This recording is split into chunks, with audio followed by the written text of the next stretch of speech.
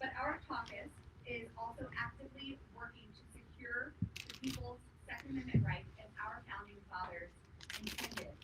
I'll address that more in a moment, but since Biden's election, Democrats have failed on every level.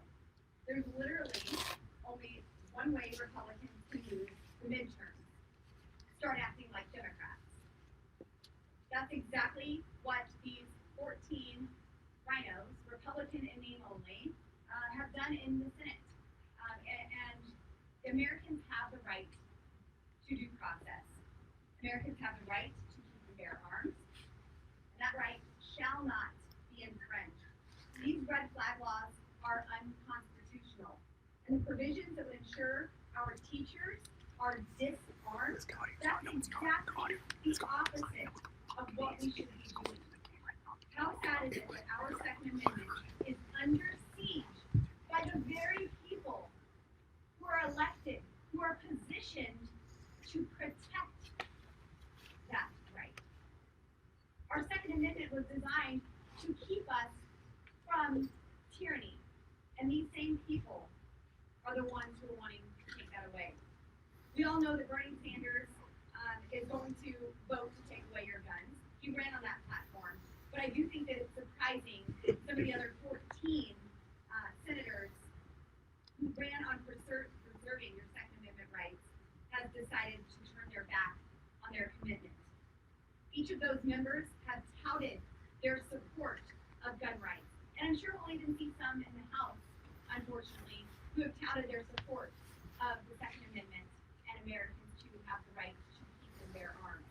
And they will hold. People back home do not support this bill. But here's the good news.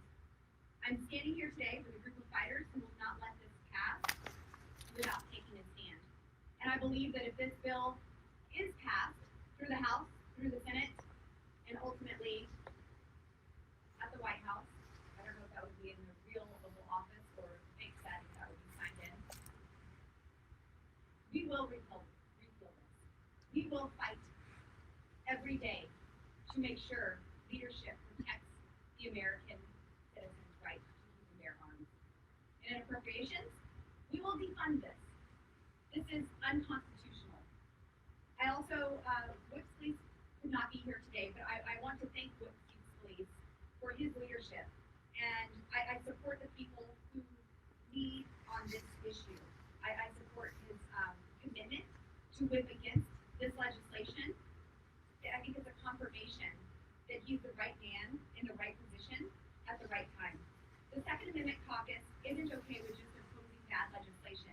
We are actively working to make sure that the Second Amendment, as our founders intended, is preserved for generations to come. And that's why our Second Amendment caucus is proud to also be supporting Mr. Clyde's Return Our Constitutional Rights Act. Leftists love to talk about common sense gun bills. Well, it doesn't get any more common sense than ending the taxation of a constitutional right. Your First Amendment rights, ladies, your 19th Amendment rights to vote, the right to due process, all of these rights cannot be taxed. And neither should your Second Amendment right to keep and bear arms. And with that, I would like to turn the podium over to the co-chair of the Second Amendment caucus, Mr. Thomas Mackey. Thank you, Lauren, for organizing